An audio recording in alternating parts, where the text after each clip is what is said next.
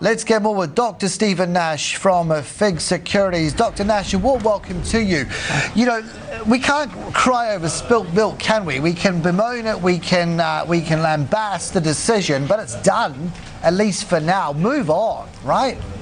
Yeah, look, I think there's, in terms of the budget, the bond market really got onto this quite early. I think the bond market was probably looking for a little bit more aggressive spending cuts, but we've seen a lot of accounting changes and optimistic growth forecasts, which have done a lot of the heavy lifting in terms of the budget surplus. So, if anything, this is not as severe as the market was expecting, and I suppose it's disappointing for the corporate sector not to get that tax cut. Also, seems to be quite a bit of fiddling with the super system, which I think is really unhelpful for longer-term investment planning, and I think that's something going forward that we've probably got to look at and try to stabilise those regulations with regard to superannuation. Are you talking about contributions, the caps, and if so, what in this environment is a realistic level?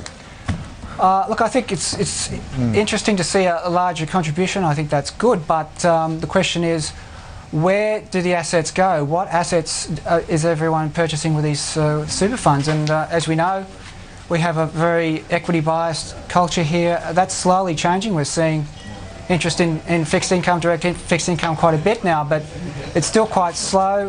I think there's got to be some more conservative asset allocation with this larger contribution going forward.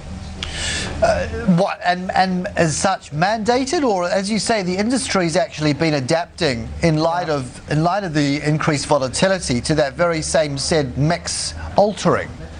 Yeah, I think there's got to be a bit of partnering here between government and industry. Hopefully some mandatory limits can be avoided, but I think it's as we get a larger and larger super industry relative to GDP, the push for more conservative asset allocation becomes more intense and more critical. Talk to me briefly, if you could, as well, about the yield and what type of yield on fixed income here in Australia. How has the landscape shifted since budget night?